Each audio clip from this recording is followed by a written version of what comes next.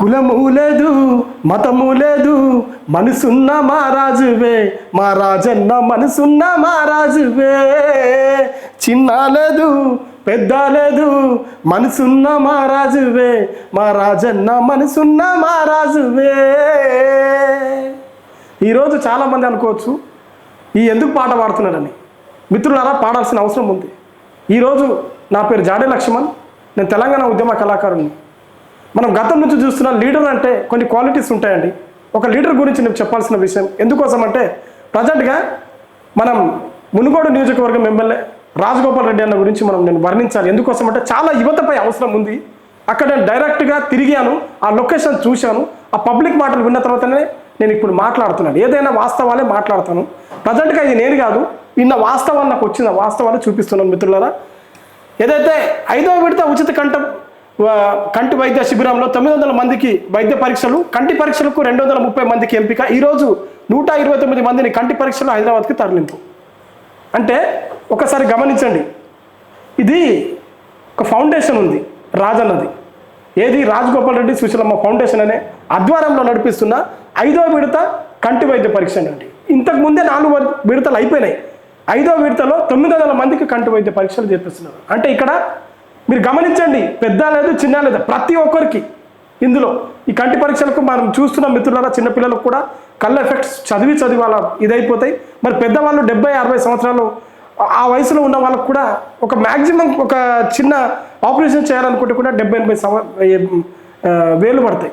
అట్లాంటి వాళ్లకు నల్గొండ జిల్లా మునుగోడు నియోజకవర్గం మర్రిగూడెం మండలం కేంద్రంలోని ప్రభుత్వ ఉన్నత పాఠశాలలో కోమటిరెడ్డి సుశీలమ్మ ఫౌండేషన్ ఆధ్వర్యంలో ఏర్పాటు చేసిన 5వ విడత ఉచిత కంటి వైద్య శిబిరాన్ని రిబ్బన్ కట్ చేసి జ్యోతి ప్రజ్వల చేసి ప్రారంభించిన గౌరవ మునుగోడు శాసనసభ్యులు శ్రీ కోమటిరెడ్డి రాజగోపాల్ రెడ్డి గారు. అంటే ఒక్కసారి గమనించండి, ఈ దేశానికి యువతకు కావాల్సింది ఏంది? ఫస్ట్ వైద్యం. హెల్త్ ఈజ్ వెల్త్ అంటారు, ఆరోగ్యమే మహాభాగ్యం. చాలామందికి అంటే మనం చూపించడానికి డబ్బులు లేక చాలామంది లోపలనే క్షీణిస్తూ చనిపోతున్నారండి. అలాంటి విషయాలు ఎంత మంచిగా ఇది డిసిజన్ అండి. ఇది గమనించండి మీరు.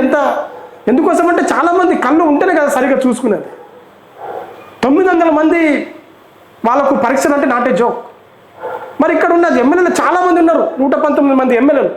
ఇలాంటి థాట్స్ ఎందుకు రావట్లేదు వీళ్ళకు? ఎందుకు రావట్లేదు మీరు గమనించండి. ఇది పూర్తిగా విన్న తర్వాత దీని గురించి మాట్లాడలేము. ఇప్పటికే 4 ఉచిత కంటి వైద్య శిబిరాలలో 682 మందికి సక్సెస్ఫుల్గా కంటి ఆపరేషన్లు పూర్తి. మునుగోడు నియోజకవర్గంలో కంటి సమస్యతో బాధపడేవారు ఏ ఒక్కరు కూడా ఉండకూడదు. అంటే ఆయన కళ, రాజన్న అన్న కళ ఏంది? నా నియోజకవర్గంలో ఎవరైతే కంటి సమస్యతో బాధపడ ఒక్కడు కూడా ఉండకూడదు. ఇది అండి నాయకుడు. అందరు కాలేడు నాకు తెలిసి, ప్రజల నుంచి పుట్టేవాడే నాయకుడు. ఎందుకోసం అంటే చాలామంది తెల్లంగా వేసుకుంటేనే నాయకుడు అని చాలామంది అంటారు. ఇది వాస్తవం కాదు. కొంచెం సేవాభావం కూడా ఉండాలి వాళ్ళ దగ్గర. ఇది గమనించండి, ప్రతి ఒక్కరు గమనించండి. ఇక్కడ ఏముంది? నా నియోజకవర్గంలో కంటి సమస్యతో బాధపడే వాళ్ళు ఒక్కడు కూడా ఉండకూడదు. ఇంతవరకు ఎవరైనా అన్నారా? పెద్ద పెద్ద పోస్టులో ఉన్నారు, సీఎం కావచ్చు, రేవంత్ రెడ్డి కావచ్చు. ఈ థాట్ ఎందుకు రావట్లేదు? అని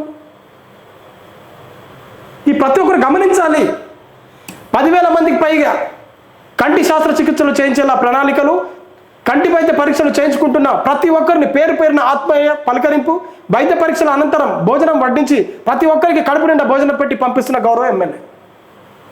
మళ్ళీ వాళ్ళకు ట్రీట్మెంట్ అయిపోయిన తర్వాత కడుపు నిండా తినండి, తిన్న తర్వాత వాళ్ళకి ఇంటికి పంపిస్తున్నాం.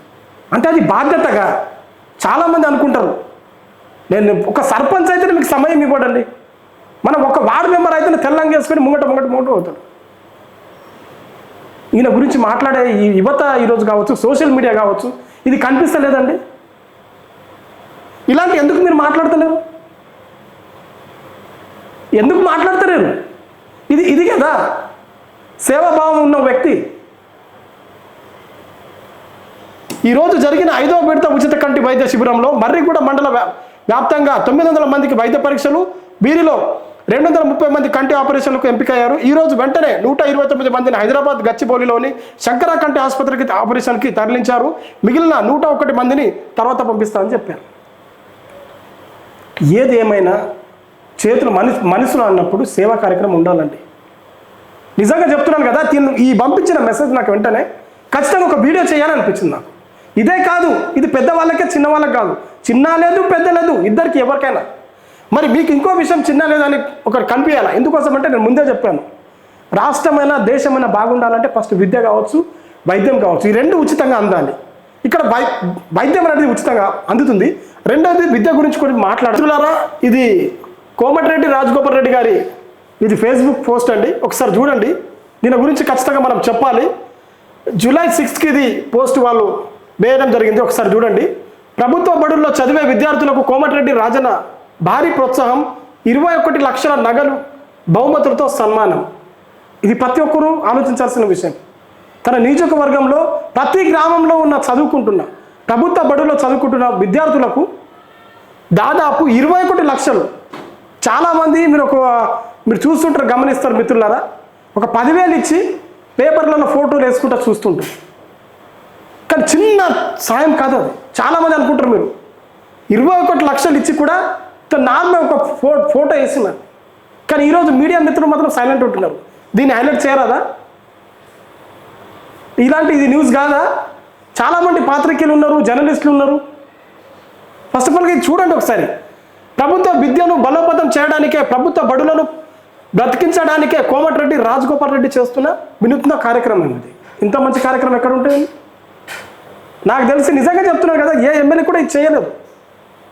తెలంగాణలో ఉన్న అందరు ఎమ్మెల్యేలు మీరు ఒకసారి గమనించండి, ఇంత మంచి కార్యక్రమం ఎవరు చేయలేదు. ఎందుకోసం అంటే 2000 తెలంగాణ రాష్ట్రంలోని ఏ ఎమ్మెల్యే చేయలేని విధంగా ప్రభుత్వ బడుల్లో చదివే విద్యార్థులకు చేయుత 2024-2025 విద్యా సంవత్సరంలో ప్రభుత్వ పాఠశాలలో 10వ తరగతి పరీక్షల్లో మొదటి స్థానం, తృతీయ స్థానం సాధించిన విద్యార్థులకు సన్మానం, నగదు బహుమతి, వారి ప్రతిభా పురస్కారాలు ప్రదానం. ప్రభుత్వ బడిలో చదువుతున్న విద్యార్థుల కన్నా ప్రథమ స్థానం, తృతీయ స్థానం మరి ఎంతెంతనో మీరే ఒకసారి చూడండి. వాళ్ళకి అంటే ఎంకరేజ్ చేస్తే వాళ్ళేంది, అందరు ప్రభుత్వ బడిలో చదువుకుంటారండి. ప్రభుత్వ బడి నిజంగా చెప్తున్నా కదా, దేశం బాగుంటానంటే ముందు పాఠశాల బాగుండాలి. ఆ పాఠశాల లేదంటే ప్రభుత్వ బడులు బాగుండాలి. మ్యాక్సిమం ఈ దేశంలో నాకు తెలిసి 70-80% బీద వాళ్ళ పరిస్థితి. వాళ్ళందరూ ప్రభుత్వ బడికి వెళ్తారు. వాళ్ళు అలాంటి బడులు కాపాడుకునే బాధ్యత తనది భావించి ఈరోజు తను ముందుకేస్తున్న ఒక మంచి నిర్ణయం అండి ఇది. మొదటి స్థానం సాధించిన వాళ్లకు 15,000 రూపాయలు, ద్వితీయ స్థానం సాధించిన వారికి 10,000 రూపాయలు, తృతీయ స్థానం సాధించిన వారికి 7,500 రూపాయలు నగదు బహుమతి. ఏం కావాలండి చెప్పండి? పిల్లలకు నిజంగా చెప్తున్నాను కదా, వాళ్ళు ఒక చదువుకుని 10th అయిపోయిన తర్వాత మొదటి స్థానం అయితే 15,000 రూపాయలు, రెండో స్థానంలో వస్తే 10,000 రూపాయలు, మూడో స్థానంలో వస్తే 7,500 రూపాయలు వాళ్ళ పేరెంట్స్ ముంగట. నిజంగా ఎంత హ్యాపీ అనిపిస్తుంది ఇది. ఇలా మీరు ప్రోత్సహించండి కదా విద్యార్థులకు. ఇంకా చదువుతారు. చాలామంది ప్రభుత్వ బడులు వస్తారు. నాకు తెలిసి నిజంగా చెప్తున్నాను కదా, ప్రభుత్వ బడులు ఉంటాయో ఊడుతాయన్న పరిస్థితి కనిపిస్తుంది మన తెలంగాణలో. ఏదో చిన్న నోట్బుక్లు ఇచ్చి ఫోటోలు ఇచ్చుకుంటా పేపర్లకు న్యూస్ ఇస్తారండి. ఇది న్యూస్ కాదా? మరి ఈ మీడియా కనిపిస్తలేదా? సోషల్ మీడియా ప్రత్యేకించి మాట్లాడుతున్నా, ఎవరెవరో పూసలమ్మే అమ్మాయికి అక్కడెక్కడో లేపి పడేస్తారు. రాజకీయంలో కూడా మంచి ఉందండి, ఎవరిని డబ్బా కొట్టడం కాదు. 100% చెప్తున్నా, రాజకీయంలో కూడా ఒక మంచి నాయకుడు ఉంటాడు.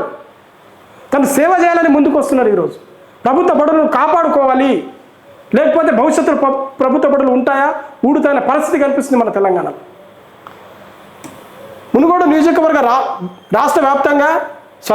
నియోజకవర్గం వ్యాప్తంగా 62 ప్రభుత్వ పాఠశాలలకు చెందిన 189 విద్యార్థులకు సన్మానించి ప్రతిభా పురస్కారంతో పాటు నగదు బహుమతిని అందజేసిన కోమటిరెడ్డి సుశీలమ్మ ఫౌండేషన్ చైర్పర్సన్ కోమటిరెడ్డి లక్ష్మీరాజ్ రాజగోపాల్ రెడ్డి గారు, మునుగోడు శాసనసభ్యులు కోమటిరెడ్డి రాజగోపాల్ రెడ్డి గారు. ఈ ఫౌండేషన్ పేరు మరొకసారి చెప్తున్నా, కోమటిరెడ్డి సుశీలమ్మ ఫౌండేషన్ అండి. ఈ ఫౌండేషన్ ద్వారా తను సేవ చేస్తున్నారు. నేను ఇంతకు ముందే అన్నా, ఈ ఫౌండేషన్ ఎవరికి ఏదో ప్రత్యేకించి వాళ్ళ కులం వాళ్ళకో మతం వాళ్ళకో కాదు, దీంట్లో ఎవరైనా పాల్గొనవచ్చు. అంటే ఎవరికైనా మంచి చేసిన వాళ్ళకి ప్రతి ఒక్కరికి సాయం చేస్తుంది. ఇంతకుముందే అన్నాను, కులము లేదు మతము లేదు, మనసున్న మహారాజువే మా రాజన్న, మనసున్న మహారాజువే. మనం చూస్తున్నాం ఇక్కడ ఫోటోలు మిత్రులారా, ఎంత పిల్లలు హ్యాపీగా నవ్వుతున్నాం, ఎంత సంతోషంగా వాళ్ళ తల్లి ముంగట. ఇంతకంటే ఎక్కువ ఏం కావాలండి? ఇక్కడ చూడండి పిల్లలతో గవర్నమెంట్, వీళ్ళందరూ ప్రభుత్వ బడిలో పాఠశాల చదువుకునే పిల్లలండి. ఇలాంటి వాళ్ళని ప్రోత్సహిస్తే ఒక డాక్టరో, ఒక ఐఏఎస్, ఒక కలెక్టర్ రావచ్చు. ఈరోజు ప్రత్యేకించి నేను రేవంత్ రెడ్డి గారికి ఒక సవాల్ విసురుతున్నా. మీరు సీఎం హోదాలో ఉన్నారు, మీరు ఏది అవ్వాలంటే అది అవుతుంది. మరి ఇలాంటి సేవా కార్యక్రమం ప్రభుత్వ బడిలో డెవలప్మెంట్ చేయాలని మీకు ఎందుకు రాలేదు ఆలోచన?